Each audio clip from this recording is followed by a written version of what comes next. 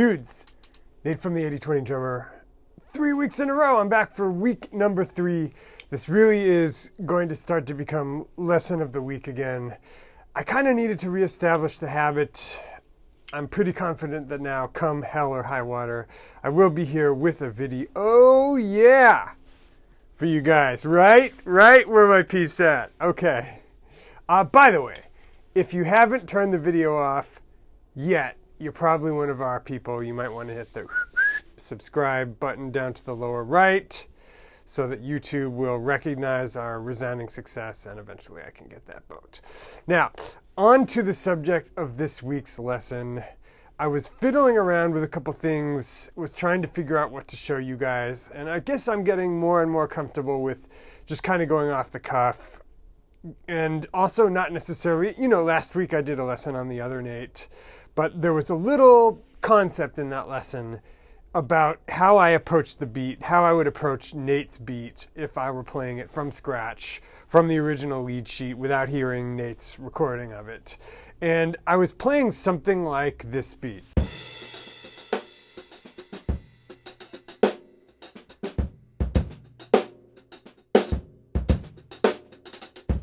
Which is different than the traditional kind of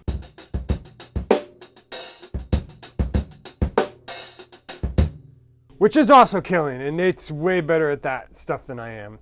But recently I've been playing a lot of this sort of linear stuff with the hats, and I'm going to show you what the basic kernel of that lick is, and also a variation using the tom, like the thing I was doing at the beginning of the lesson. So the very first lick I would like you to keep in mind is this. 3, 4, 1.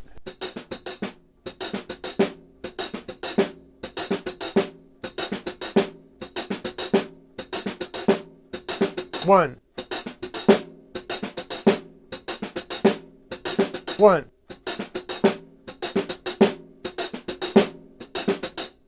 So the next variation to this is just adding a backbeat. So with a kick drum and a hi-hat note, or I'm sorry, with the kick drum and a rim shot, so that'll sound like 3, 4, 1.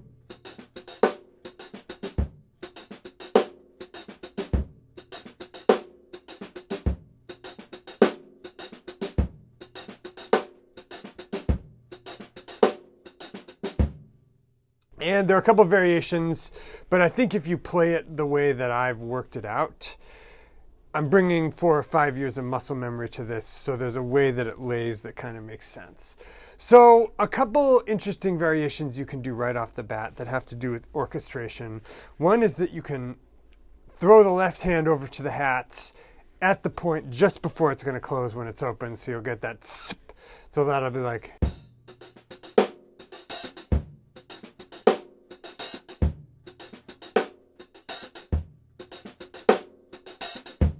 And as you can see, I'm kind of tightening my body down like I'm about to get an arm triangle. And one reason I'm doing that is because what you'll find when you experiment with this is that things will ring unless you control them tightly. So when I clamp down on this hat, it's because I'm being really deliberate about not letting that sound ring over. And I think this is all part of a broader theme. This is something that Arthur Cam inspired me about, what is it, like 3 years ago now, when we did a shed, which is on the channel somewhere. He's a great drummer. But do not be afraid of dryness. Like, so many drummers are just trying to like fill up every space, like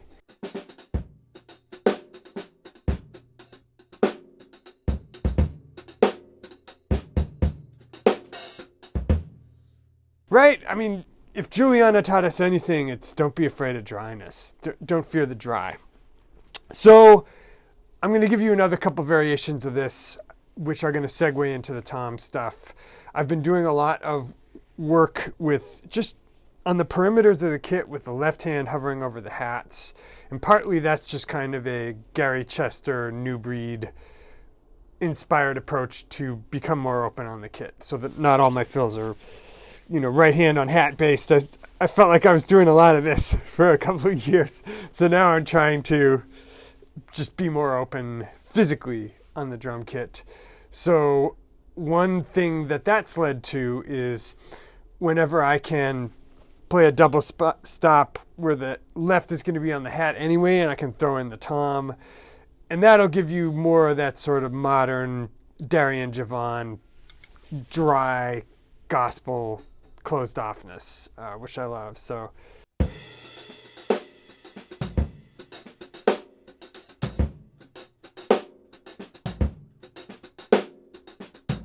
and notice that if you don't tighten the hat down, it's not going to be, it's going to be, which is a different sound.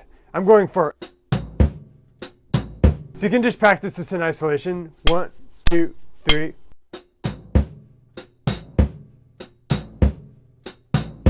In fact, that's an essential meta skill. Being able to close the hat, hit it immediately afterwards with the stick, and have that sound be dry. This is going to help your control in all sorts of ways. So again, 3, 4.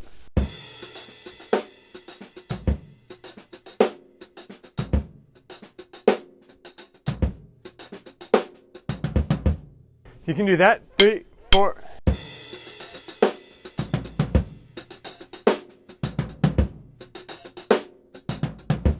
So that's another variation.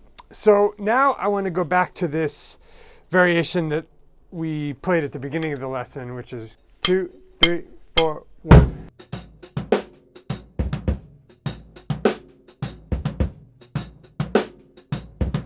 Two, three, four.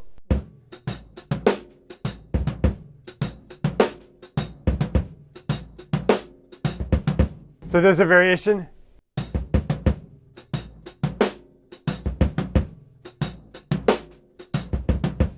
And lastly, here's the thing I like to do, which I think is directly inspired by Darian, which would be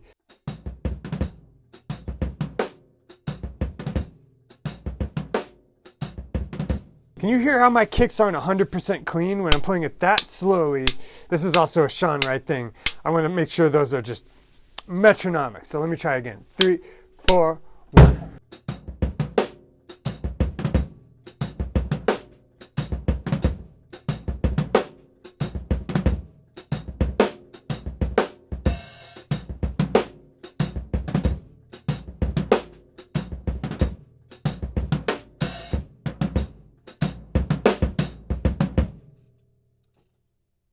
Okay, so I think that's enough for you guys on this one. A lot of the lessons I'll sort of improvise at the end to show you how I take a kernel and flesh it out to be something I would play in real life. In this case, you know,